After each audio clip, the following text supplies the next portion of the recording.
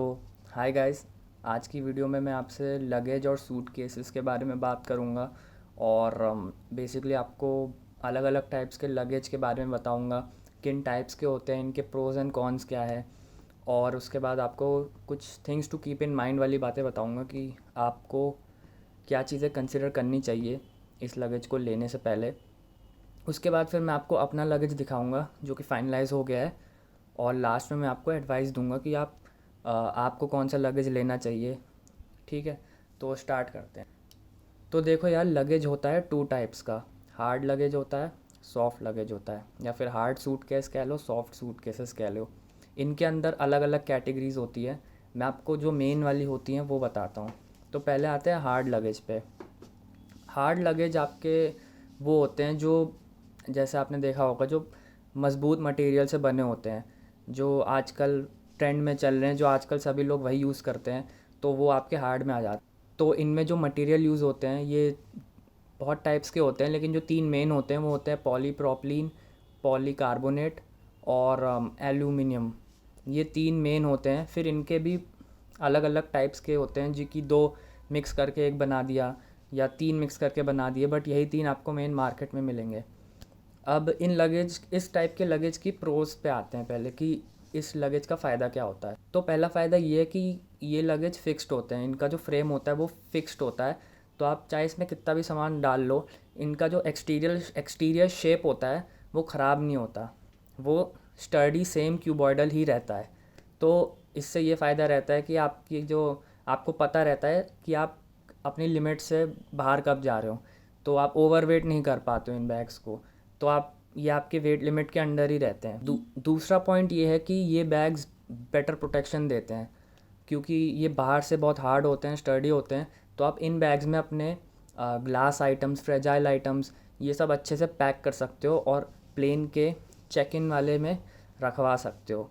ये जब लोग वहाँ के जो वर्कर्स होते हैं, जब फेंका फाकी करेंगे लगेज को, तो बहुत ही स्मॉल चांसेस है कि आपका लगेज के अंदर की चीज़ें डैमेज हो। तीसरा ये है कि ये वाले लगेज फुल्ली वाटरप्रूफ होते हैं।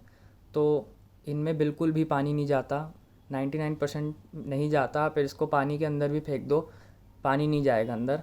पूरा ये वाटर प्रूफ होते हैं। और इस वजह से आप इनको, यूके अगर जा रहे हो तो रेन रेन जैसी जगह पे भी ये रेन, बारिश सब झेल लेते हैं।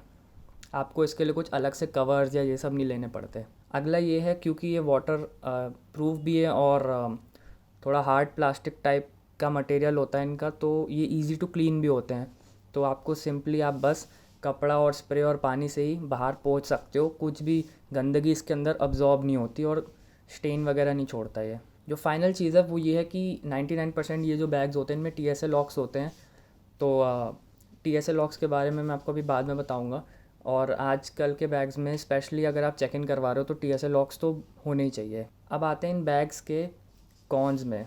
अब देखो यार, इवन दो ये बैग्स आपकी, जब आप चेक इन करवाओगे, ये अंदर से आपको अच्छी प्रोटेक्शन देंगे, लेकिन बाहर का कोई उतना भरोसा नहीं है। तो इनमें क्रैक्स आने के बहुत चांसेस रहते हैं, कि जब फेंका और कहीं कोने पे लग गया या कहीं दीवार पे लग गया ज़्यादा तेज़ से, तो क्रैक्स आ सकते हो। अगर क्रैक आ गए तो फिर बैग ही बदलना पड़ेगा, क्योंकि क्रैक्स आप सिल सकते हो ना चिपका सकते हो उतना अच्छे से, क्योंकि वो दिखेगा भी और सही नहीं लगेगा। दूसरा ये कि ये कैबिन बैग के लिए आइडियल नहीं रहते। कैबिन बैग के जो ओवरहेड कंपार्टमेंट्स होते हैं वो बहुत छोटे होते हैं। तो उसमें जब आप ये बैग रखोगे, क्योंकि ये हार्ड होते हैं, ये कंप्रेस नहीं हो पाते। तो इसीलिए बहुत, इनका जो डायमेंशन होता है एकदम फिक्स्ड ही रहता है, चाहे कितना भी लगेज डाल लो। तो इस वजह से ये बैग्स रेकमेंडेड नहीं होते कि आप इन्हें कैबिन में ले जाओ। तीसरा ये, क्योंकि इनका मटेरियल हार्ड होता है, ये जनरली थोड़े हैवी साइड पे होते हैं। इनका वेट हल्का सा ज़्यादा जा सकता है, क्योंकि जो इसकी एक्सटीरियर मटेरियल है वो थोड़ी हैवी रहती है। फोर्थ पॉइंट ये है कि इसका अ, जो इंटीरियर डेप्थ का रेशियो है वो 50-50 रहता है। यानी इनमें जो ज़िपर होती है एकदम बीच में होती है। तो 50% लगेज आप इस तरफ डालो, 50 इस तरफ डालो। आपके जो इसीलिए इसमें ये ड्रॉबैक रहता है कि आप एक तरफ तो अच्छे से डाल दोगे लगेज, लेकिन दूसरी तरफ सिर्फ एक ज़िप मिलती है प्रोटेक्शन की। तो जब आप उसको घुमाओगे तो चांसेस आर कि वो बहुत बिगड़ सा जाएगा। कपड़े रखोगे, कपड़े वो बिगड़ जाएगा। तो आपको बहुत ही, मतलब एकदम अच्छे से पैक करना पड़ता है तो ये है इसके कुछ ड्रॉबैक्स। अब आते हैं सॉफ्ट वाले बैग्स में। सॉफ्ट यानी ये बैग्स फैब्रिक के होते हैं।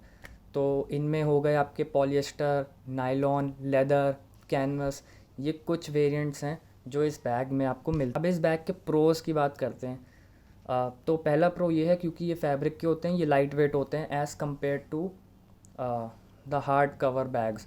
स्पेशली जो आजकल के नए बैग्स आ रहे हैं वो रिलेटिवली लाइट वेट होंगे जो 10-15 साल पहले आ रहे थे उनसे। दूसरा ये होते हैं ये कैबिन बैग्स में के लिए सही रहते हैं क्योंकि ये ईजी टू फिट होते हैं उन कंपार्टमेंट्स में। क्योंकि जब आप इसमें सामान रखोगे और ऊपर रखोगे और इसके ऊपर कोई और बैग रखोगे तो ये थोड़े कंप्रेस हो जाते हैं क्योंकि कपड़े का ही होता है, तो इससे आप ज़्यादा सामान फिट कर सकते हो अपनी तीसरा ये होता है क्योंकि ये फैब्रिक के होते हैं तो इनमें स्क्रैचेस वगैरह यूजुअली आते नहीं हैं, तो ये थोड़े ज़्यादा दिन चल जाते हैं। और मैं अभी आपको अपने बैग्स भी दिखाऊंगा और बताऊंगा कि वो कितने पुराने बैग्स हैं और अभी उनकी हालत कैसी है। तो इसमें इतने ही फीचर्स हैं, ज़्यादा कुछ और है नहीं। एक लास्ट ये है कि जो इसमें जो स्प्लिट होता है वो आई वुड से 80-20 का रहता है। तो 80% में आप अपना पूरा लगेज डाल सकते हो और जो 20% होता है, जो थिन साइड होती है कैप वाली साइड, उसमें पतले जिप होते हैं, तो उसमें आप छोटे मोटे आइटम्स डाल सकते हो, हैंकरचिप्स, अंडर गारमेंट्स, छोटे मोटे शूज़, जो चीज़ बिखरते नहीं हो और वो जिप भी काफ़ी सही रहती है। तो ये काफ़ी सही बैग होते हैं। अब इनके कॉन्स पे आ जाते हैं। पहला, क्योंकि ये कपड़े के हैं तो ये टीयर्स होने के चांसेस में बहुत रहते हैं। इनका जो साइड वाला फैब्रिक होता है वो यूजुअली बहुत ही फ्रेजाइल सा होता है, तो अगर उसमें किसी ने पेन मार दिया या कुछ शार्प मार दिया तो चांसेस आर कि वो टीयर हो जाए। दूसरा ये, क्योंकि ये फैब्रिक के होते हैं इनको साफ़ रखना बहुत मुश्किल होता है, बहुत हार्ड होते हैं क्लीन करने को। बाहर से अगर आप इसे धोवोगे तो आपको बहुत देर तक सुखाना पड़ेगा क्यों एकदम कपड़े की तरह, तो इसीलिए ये थोड़ा क्लीनिंग वाइज बहुत मुश्किल होता है। तो इसीलिए मैं प्रेफरेंस देता हूँ कि अगर आप इस टाइप का बैग ले रहे हो तो थोड़ा डार्क कलर में। तीसरा ये बैग वाटर प्रूफ नहीं होते, ये बैग्स वाटर रेजिस्टेंट होते हैं।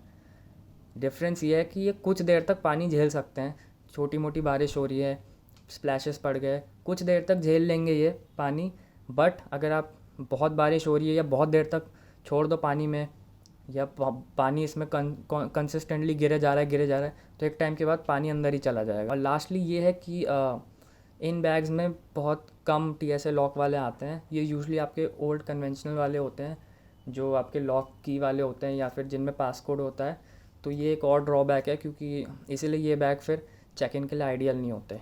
आगे बताऊंगा कि तो गाइज़ ये थे इन दोनों बैग्स के टाइप, इनके प्रोज़ एंड कॉन्स। अब मैं आपको बताऊंगा कुछ पॉइंट्स जो आपको कंसिडर करना चाहिए लगेज लेने से पहले। तो पहला तो ये है कि आपने जो एयरलाइन ली है, आपकी जो टिकट है उसके साथ आपको कितना लगेज अलाउंस है। आपको 40 kgs है, आपको 50 kg है, 30 kg है। अब कुछ एयरलाइंस में होता है पीस कॉन्सेप्ट, कुछ में होता है वेट कॉन्सेप्ट। पीस कॉन्सेप्ट का मतलब आपको इतने ही पीस लाने हैं और हर पीस इस स्पेसिफिक वेट से ज़्यादा नहीं होना चाहिए। जैसे मेरा एयर इंडिया है तो मेरे को 3 बैग 23 kg के अलाउड है। ये नहीं कि मैं एक बैग ले आऊँ 69 kg का या 4 बैग ले आऊँ 10-10, 15-15 kg के। मेरे को मैं तीन ही बैग ला सकता हूँ मैक्सिमम, और उनका वेट 23 से ज़्यादा नहीं जाना चाहिए ईच। चाहे एक का 15 जाए, एक का 20 जाए, एक का 10 जाए, वो चलेगा, लेकिन मैं उसको एक कंबाइन नहीं कर सकता। कुछ में होता है बैगेज अलाउंस के साथ पीस कॉन्सेप्ट होता है, सॉरी वेट कॉन्सेप्ट होता है कुछ में, जिसमें जैसे एमिरेट्स में होता है कि आपको स्टूडेंट के साथ नॉर्मली 30 kg अलाउड है, बट स्टूडेंट हो तो 40 kg मिल जाता है। तो इसमें या तो आप एक बैग 40 kg का ले आओ, या 2 बैग 20-20 के ले आओ, या 3 ले आओ डिवाइड करके।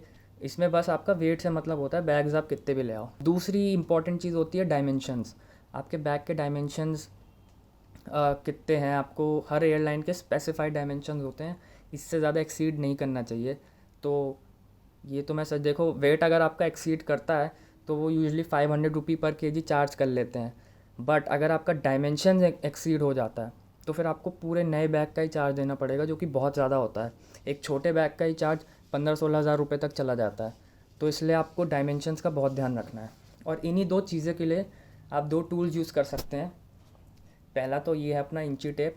आप एयरलाइन बुक कर लिए हो तो इंची टेप से अपने लगेज, अगर आपके पास पहले से ही लगेज है तो उसको पहले नाप लो, उसकी लेंथ, ब्रेथ और डेप्थ जो भी है उसको, विड्थ सॉरी, तीनों चीज़ें नाप लो। और फिर टिकट बुक करो, या फिर अगर आपने टिकट बुक कर ली है पहले ही तो फिर उस स्पेसिफाइड डायमेंशंस के हिसाब से अपना लगेज लो। और दूसरा ये है वेट चेक करने के लिए, जब आप अपनी पैकिंग कर रहे हो तो उस वक्त आपको बार बार अपना वेट चेक करना है बैग का। ये नहीं कि आपने सब कुछ पैक कर दिया फिर लास्ट में चेक कर रहे हो। पहले आपको एक रफ़ तरीके से पैक करना है सब कुछ कि ये 20 आइटम है, ये इस बैग में जाएंगे, रखता हूँ, वेट लेके देखता हूँ कितना है। तो या तो आप ये पुराना वाला यूज़ कर सकते हो, या फिर अब इसी का एक डिजिटल वाला भी आने लग गया है, वो भी यूज़ कर सकते हो। वेइंग मशीन के सहारे मत रहना, क्योंकि वेइंग मशीन बहुत इनएक्यूरेट होती है, स्पेशली जो ह्यूमन वेट वाली होती है कि आप उस पर खड़े हो गए और फिर बैग पकड़ लिया और फिर डिफरेंस ले लिया, वो मैंने किया था, वो इनएक्यूरेट होती है, 1-2 किलो से हो जाती है इनएक्यूरेट। चौथी चीज़ ये है फ़ीचर्स। आपको जितना बैग फ़ीचर्स और बजट, तो जितना बजट आपका ज़्यादा है आप उतना ही ज़्यादा फीचरिस्टिक बैग ले सकते हो। अब जो नॉर्मल बैग्स होते हैं उनमें जैसे नीचे 4 पहिए होते हैं, 1 2 3 4, लेकिन थोड़ा बजट अगर हाई करो तो कुछ बैग्स में 8 पहिए भी होते हैं, 2-2 के पेयर्स में। फिर कुछ में लॉक्स ज़्यादा अच्छे होते हैं, कुछ में बड़े बैग में वेट कम रहता है, बैग का ही वेट बहुत कम रहता है। तो उस हिसाब से आप अपना देख सकते हो कि आपको आपका जितना बजट है आप उस हिसाब से ज़्यादा फ़ीचर वाला बैग ले सकते। तो गाइज़ ये थे कुछ पॉइंट्स जो आपको दिमाग में रखने हैं अपना लगेज लेने से। तो गाइज़ अब मैं आपको अपना लगेज दिखाऊंगा और फिर थोड़ी एडवाइस दूंगा अपनी तरफ से कि आपको अगर आप पहली बार परचेस कर रहे हो तो आपको मतलब किस टाइप का लेना चाहिए। तो गाइज़ ये है मेरा पहला चेक इन बैग। ये अमेरिकन टूरिस्टर का बैग है और ये 2008 में लिया गया था। इस बैग ने बहुत इंटरनेशनल ट्रैवल झेला है, ये यूएस गया है, कनाडा गया है, दुबई गया है, और आप देख सकते हो इसमें थोड़े बहुत स्क्रैचेस भी हैं, लेकिन तब भी ये बैग काफ़ी सही है और बहुत ही मतलब रिलायबल बैग है, काफ़ी टाइम से चल रहा है। अब इस बैग की एक ड्रॉबैक ये है कि इस बैग का जो वेट है वो 7 किलो है, तो मेरे 23 में से 7 किलो तो सिर्फ बैग ही खा गया, तो इसमें 16 किलो तक का ही मैं सामान रख पाऊँगा। तो इस बैग के लिए मैंने क्या प्लान किया है, इसमें मैं 80-20 का रेशियो रखूँगा। 80% इसमें क्लोथ, शूज़ और फैब्रिक वाले चीज़ें होंगी और 20% इसमें यूटेंसिल्स होंगी, जिससे कम वेट में ज़्यादा सामान आ पाए। अब ये बैग अंदर से कैसा दिखता है, मैं इसमें क्या क्या डालता हूँ, कैसे डालता हूँ, ये सब मैं आपको अपनी पैकिंग वाली वीडियो में अच्छे से दिखाऊंगा। अभी मैं बस आपको अपने बैग्स का ओवरव्यू दे रहा हूँ। तो ये है मेरा पहला चेक इन बैग। इसमें 4 व्हील हैं और हैंडल भी इसकी यहाँ तक आ जाती है, और ये बैग की जो डायमेंशंस है वो मेरे एयरलाइन के हिसाब से उसके अंडर ही है। ये है मेरा दूसरा चेक इन बैग। ये उस बैग से हल्का सा छोटा है, लेकिन ये भी चेक इन वाली कैटेगरी में ही आता है। इसका भी यहाँ तक आ जाता है, और ये चैप्स ब्रांड का है। ये यहाँ से नहीं, ये यूएस से लिया था, तो ये वही की कोई कंपनी है, और ये बैग भी 2011 में लिया था, तो ये भी काफ़ी रिलायबल बैग है। इस बैग का वेट है 5 किलो, जो कि तब भी ज़्यादा ही है, लेकिन अब करना पड़ेगा इतने में, तो इसमें मैं 18 किलोस तक का सामान रख पाऊँगा। तो इसीलिए इस बैग में 70-30 रखूँगा मैं। इसमें बड़े बर्तन सारे जाएंगे, किचन का सामान जाएगा और थोड़े बहुत कपड़े जाएंगे, जिससे तोड़ फोड़ ना हो अंदर। तो ये मैं वही पैकिंग वाली वीडियो में दिखाऊंगा। अभी मैं सिर्फ आपको बैग दिखा रहा हूँ बाहर से, अंदर से भी उसी वीडियो में दिखाऊंगा। तो ये दोनों बैग तो जाएंगे चेक इन में। अब मैं आपको ऐसे दिखा देता हूँ थोड़ा साइज़ पर्सपेक्टिव। ये लेफ़्ट वाला बैग बहुत बड़ा है इसके कंपैरेटिव में, बट ये तब भी मेरे साइज़ एयरलाइन साइज़ के अंडर ही है। ये रहा मेरा तीसरा बैग। ये है कैबिन बैग है, ये अमेरिकन टूरिस्टर का है। ये अभी 5-6 साल पहले लिया था, तो ये थोड़ा नया है, लाइट वेट भी है। अब मेरे को इसमें 8 केजी अलाउड है, और इस बैग का वेट है 2 केजी, तो इसमें मैं 6 केजी तक का ही सामान डाल पाऊँगा। तो इसमें भी जो मैं डालता हूँ मैं आपको दिखाऊँगा। वैसे इसमें मैं कंप्यूटर की बड़ी बड़ी एक्सेसरीज़ डालूँगा जो लैपटॉप बैग में नहीं आ सकती, जैसे लैपटॉप का कूलिंग पैड हो गया, कीबोर्ड, माउस, और मेरा ओरिजिनल डॉक्यूमेंट वाला फ़ोल्डर और कुछ कपड़े, तो वो सब इस बैग में आएगा। ये है मेरा लैपटॉप बैग। ये तो मेरे पीठ पे ही रहेगा पूरे टाइम। और लैपटॉप बैग भी आप देख सकते हो थोड़ा बड़ा है, क्योंकि मेरा जो लैपटॉप है वो एक गेमिंग लैपटॉप है। तो उस लैपटॉप के वो 17 इंच का लैपटॉप है, तो इस लैपटॉप के लिए मेरे को स्पेशली ये अलग से बैग लेना पड़ गया था। और ये बैग मैंने अमेज़ोन से लिया था, ये 2000 रुपये का पड़ा था आई थिंक। तो काफ़ी सही बैग है। इसमें मेरे सारे बैटरी ऑपरेटर इलेक्ट्रॉनिक्स होंगे, सारे वायर्स होंगे, मेरा ज़ेरॉक्स वाला फ़ोल्डर होगा जिसमें मेरे को ऑन द स्पॉट वाले डॉक्यूमेंट्स होंगे जिसमें, और थोड़े बहुत खाने पीने के आइटम। तो वो सब मैं दिखाऊंगा आपको बाद में। तो ये है मेरा कैरी ऑन लगेज, ये मैंने ले लिया था, ये भी मैंने अमेज़ोन से लिया है। ये एक फ़ैनी पैक है। तो ये तो मेरी वेस्ट पे बंधा रहेगा। इसमें पासपोर्ट, सैनिटाइज़र और थोड़े पैसे और ईयरपॉड्स और एक दो आइटम जो भी मुझे शॉर्ट नोटिस पे चाहिए हो सकते हैं, और ये वहाँ यूके में भी काम आएगा। तो ये रख लिया है मैंने। तो यही है मेरा लगेज, ये मेरे को मैनेज करना पड़ेगा और यही लेके जाऊँगा मैं। तो गाइज़ अब मैं आपको थोड़ी एडवाइस देता हूँ, टिप्स देता हूँ कि आप कैसे प्लान करें, कैसे मतलब लगेज वगैरह का अपना ख़रीदारी करें। तो टिप नंबर 1, अगर आप लगेज स्क्रैच से ही लेने जा रहे हो, आपके पास पहले से नहीं है, तो सबसे पहली टिप है कि आपको शोरूम से या फिर किसी शॉप से लेना है। ऑनलाइन बिल्कुल भी मत लेना। ये सारी चीज़ें आपको चेक करवा के लेनी पड़ती है और देखना पड़ता है। स्पेशली आपके ये 3 बैग, ये दोनों लैपटॉप बैग और फ़ैनी बैग, ये आप अमेज़ॉन से ले सकते हो, लेकिन ये 3 बैग्स आप शॉप या शोरूम से ही लेना। इनके कॉस्ट वगैरह आप ऑनलाइन कंपेयर कर सकते हो, पर शोरूम ही जाके लेना या कोई ऑथराइज शॉप जहाँ पे ओरिजिनल मिलते हो ये। दूसरी टिप, आपको वेट का बहुत ध्यान रखना है। जो आपके बड़े बैग हैं इनका वेट 4 किलो से ज़्यादा नहीं होना चाहिए। जैसे मेरे केस में ये 7 है, ये 5 है, जो कि बिल्कुल भी सही नहीं है। और ये तो 1 डेढ़ 2 किलो तक का जा सकता है, बाकी इनका वेट होता ही नहीं है, तो इनको नहीं गिनना, बस इन 3 का ही होता है।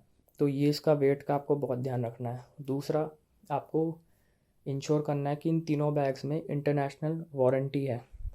जैसे अमेरिकन टूरिस्टर में मुझे पता है, अमेरिकन टूरिस्टर देता है अपने बैग्स में इंटरनेशनल वारंटी।